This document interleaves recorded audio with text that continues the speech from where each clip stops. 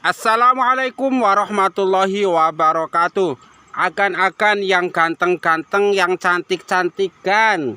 Alhamdulillah kita sebagai bangsa Indonesia wajib bersyukur hidup dalam keadaan damai dan sejahtera. Akhir-akhir ini kan tuh ya, kita menjelang pemilu Pilpres 2024. Isu pun berseliweran, gagasan pun bermunculan ya, kita bisa menyaksikan baik di televisi maupun di medsos. Di antara isu yang terus bergulir adalah satu, pemilu bakal jadi dilaksanakan atau tidak. Presiden 2 periode atau 3 periode, kayak kan begitu. Pemilu mau dilaksanakan tertutup atau terbuka, kan begitu, dan lain-lain dan lain-lain, termasuk isu ibu-ibu pengajian. Tetapi di tengah-tengah isu semua itu ada satu fakta, satu bakal calon presiden sudah dideklarasikan. Tentu tahu siapa yang dimaksud ya. Nah itu, sehingga kemudian para calon penantangnya itu sibuk mencari kandidat capres dan cawapres serta pendukung untuk menantang calon presiden tersebut. Nah, calon presiden tersebut kebetulan itu diasumsikan saat ini merupakan salah satu calon terkuat, calon terpopuler, itu minimal menurut saya ya, bukan menurut seberapa pendapat. Oke, kalau gitu bagaimana cara mengalahkan capres yang sudah dideklarasikan ini? Gampang sekali kan, kita tanya tuh sama batu yang besar, kita tanya tuh sama batu yang kecil-kecil. Mari kita sama tanya sama batu, siapa yang bakal menang, kemudian bagaimana cara mengalahkan capres. Nah, tentu ini kalau bagi para pendukung capres yang sudah dideklarasikan merupakan satu informasi awal supaya siap-siap, apa istilahnya, membentuk strategi ulang supaya jangan sampai kalah. Nah, tentu bagi para calon penantangnya ini juga merupakan satu peluang untuk mengalahkan capres yang katanya saat ini itu baru satu-satunya, iya ya satu-satunya, dengan popularitas yang paling tinggi. Mari kita tanya ya, nih kita asumsikan begini nih. Kita asumsikan capres itu ada tiga pasangan. Pasangan pertama, pasangan kedua, pasangan ketiga. Nah, ini nih, daun pertama menggambarkan capres, daun kedua menggambarkan pendukung capres ya. Ini capres, pendukung capres. Ini capres, pendukung capres ya. Nah, artinya apa? Sepopuler apapun seorang capres, itu dia tidak akan bisa menang sendirian. Dia akan menang kalau ada capresnya, ada pendukung capresnya. Dia akan menang kalau ada capresnya, ada pendukung capresnya. Dia akan menang kalau ada capresnya, ada pendukung capresnya. Sekarang coba kita tanya ya. Jangan lupa like dan subscribe sampai habis.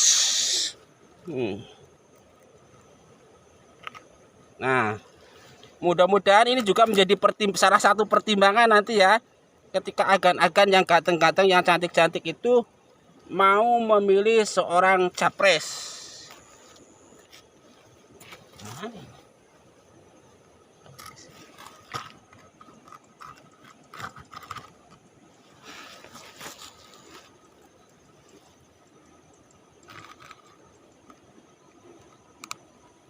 Nah, sekarang gini kan, sekarang capres sampai saat ini nih, video ini dibikin ya pada tanggal berapa ini? Tanggal 26 Februari kalau nggak salah ya, hari Minggu, hari Ahad. Itu baru ada satu capres yang sudah dideklarasikan sebagai bakal calon capres, kemudian sudah bersilaturahmi ke seluruh Indonesia. Taruh ini capres nih, di batu ya, tuh. Capres pertama maju. Tuh. Siapa yang berani nandingin nih capres, siapa? Ayo. Maju capres kedua.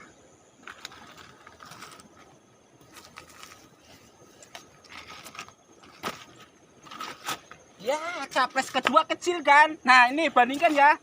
Ini capres pertama besar, popularitas tinggi, rekam jejak bagus. Itu muncul penantang pertama kecil, udah pasti kalah nih, ya kan? Timbang aja ini pasti kalah, ya kan? Oke, kalau gitu kita cari capres kedua, penantang berikutnya. Oh, nih, capres kuning. Kalah, ya. Coba kita cek. Ini capres yang pertama, wes, rekam jejak bagus, ya kan? Filosofi jalan menanjak. Capres kedua bagus, cuman kecil kalah. Nih, dibandingkan dengan ini kalah besar, ya kan? Nah, ini juga sama nih, muncul capres ini. Kecil juga nih. Nah, kalau head to head antara tiga capres, capres pertama, capres kedua, capres ketiga, pasti ini yang menang. Lebih besar, lebih berat. Oke, warnanya ya warna batu. Nah, ini batu warna merah. Capresnya kecil, pasti kalah ditimbang dengan ini. Ini ditimbang dengan ini juga salah. Nah, ini asumsi putaran pertama. Kalau putaran kedua gabung nih, capres merah sama capres kuning, masih kalah juga nih sama nih capres. Ya kan, betul nggak? Coba ini ditimbang dua ini nih, capres kedua sama capres ketiga, gabunglah koalisi di putaran kedua melawan capres ini, kalah juga masih. Nah sekarang nih perhatikan intinya nih, akan saya kasih tahu bagaimana caranya melawan capres ini. Diasumsikan kita sudah ngubek-ngubek seluruh warga negara Indonesia yang berhak maju sebagai capres, nggak nemu tuh yang berani nantang nih capres. Atau nemu tapi nggak mau maju. Yang maju ini, yang kecil capres, yang kecil capres. Sekarang saya kasih tahu cara mengalahkan nih capres. Rahasianya di mana? Nih, rahasianya di pendukungnya. Kita kan sudah tahu, seorang capres tidak akan menang dengan seorang diri, tapi membutuhkan pendukung. Seorang capres tidak akan kalah seorang diri, tapi akan kalah dengan pendukungnya juga. Seorang capres tidak akan kalah, tapi dia akan kalah dengan pendukungnya juga. Pertanyaannya kan begini, bagaimana caranya supaya capres yang kecil ini,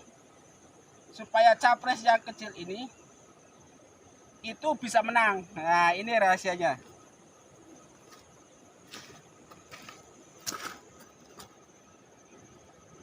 Nah,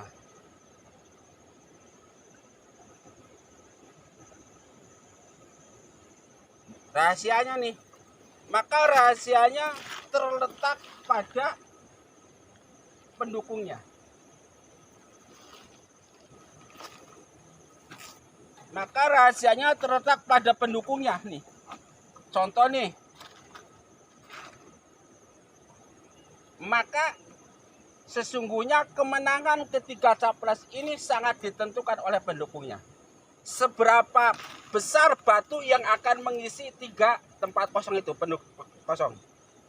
Nah sekarang kita cek misalnya, pendukung capres kuning maju nih. Wah, ini kalau capresnya ditambah pendukungnya jadi 1, ditimbang lawan capresnya doang, ini bisa menang nih. Oke. Tapi kan nggak begitu.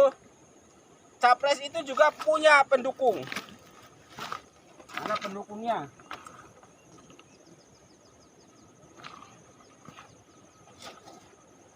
Nih pendukungnya misalnya ini. Loh, wes. Maju. Coba sekarang timbang capres ini antara capres dengan pendukungnya ditimbang dengan capres ini, pertama dengan pendukungnya tentu menang. Oke. Nah sekarang lalu bagaimana nasib capres merah yang kecil? Nah ini nih kita kasih berat,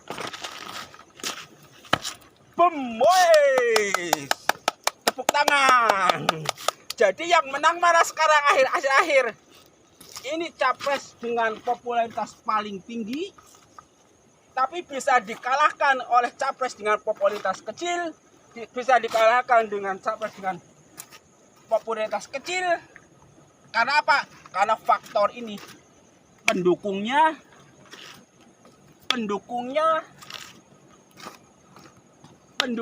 Oke. Dengan kata lain, sekarang kita itu bisa berandai-andai kan. Siapapun yang maju, sebenarnya yang menentukan kemenangan adalah sedikit atau banyak pendukungnya. Oke, atau pemilik suara. Pertanyaannya adalah, siapa ini nih? Siapa ini? Nah, ini yang harus dicari nih. Kalau pengen menang, cari ini. Oke. Nah, itu tuh kalau menurut saya, ya, ini tuh nih menurut saya tuh, yaitu mayoritas rakyat Indonesia. Oke, sepakat ya? Ini nih pendukung nih, paling besar adalah mayoritas rakyat Indonesia. Kalau ngomongin mayoritas rakyat Indonesia, tentu orang bisa berteori. Orang Jawa, orang Sunda, orang luar Jawa, dan lain-lain. Itu bolehlah, silakan berandai-andai. Tetapi yang paling mudah membedakannya, mayoritas pemilik suara di Indonesia adalah umat Islam. Betul? Betul. Nah, sekarang jangan sampai keliru. Secara politik umat Islam itu bisa dibedakan menjadi dua kelompok. Pertama, kelompok minoritas, yang kedua kelompok mayoritas. Kelompok minoritas kayaknya nih mau ke sini nih. Ya. Nih ke sini nih.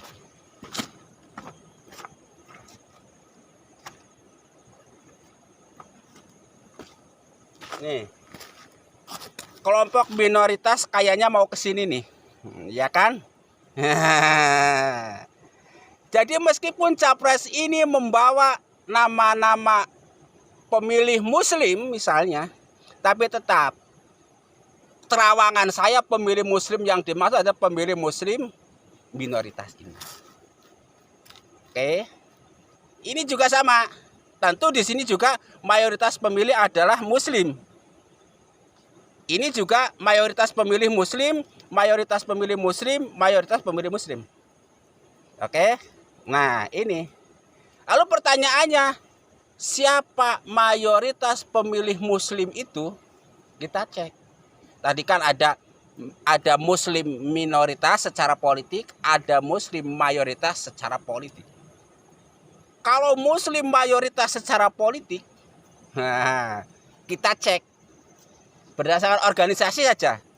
Jadi organisasi muslim yang paling banyak anggotanya kita sama-sama tahu siapa. Iya kan? Dengan kata lain, nih prediksi batu nih ya. Capres yang bisa menang meskipun popularitasnya kecil,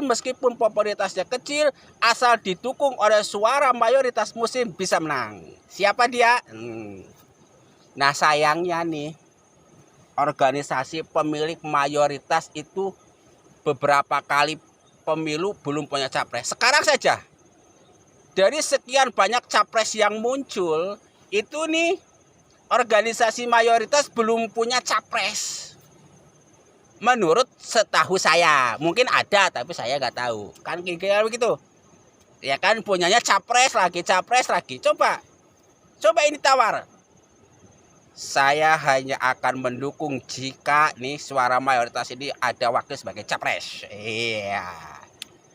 Udah lah, nggak usah kemana-mana ya. Intinya, untuk mengalahkan capres dengan popularitas paling tinggi, kita nggak usah gentar karena punya capres popularitas lebih rendah. Karena punya capres popularitas lebih sedikit. Karena apa? Karena setelah 3 capres dideklarasikan, capres ke-1, capres kedua, capres ketiga, yang menentukan berikutnya adalah para pendukungnya. Ini pendukung yang pertama, pendukung yang kedua, pendukung yang ketiga. Maka seyogianya sebelum semua capres dideklarasikan, pemilik suara mayoritas ini harus punya capres sendiri. Jangan hanya jadi wapres. Kira-kira begitu ya. Sudah ya, ketebak ya. Jadi cara mengalahkan Capres 2024 adalah satu, gabungan antara popularitas Capres dan pendukung Capres. Ingat itu. Jadi kunci kemenangan Capres manapun, baik Capres nomor 1, Capres nomor 2 maupun Capres nomor 3 adalah gabungan antara Capres dengan pendukung, gabungan antara Capres dengan pendukung, gabungan antara Capres dengan pendukung. Jadi nggak usah gentar. Kira-kira begitu ya. Mudah-mudahan bermanfaat.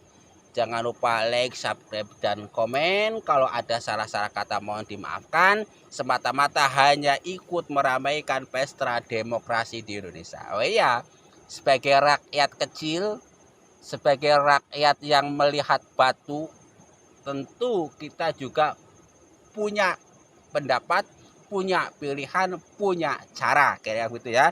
Mudah-mudahan bermanfaat. Sekian dan terima kasih. Mudah-mudahan apa yang diposting kali ini menjadi tontonan menarik dan menjadi salah satu pertimbangan ketika nanti kita di 2024 memilih pemimpin kita capres dan cawapres. Allahumma amin. Mudah-mudahan Indonesia makin subur makmur loh jinawi. Amin. Baldatun thayyibatun wa rabbul ghafur. Amin.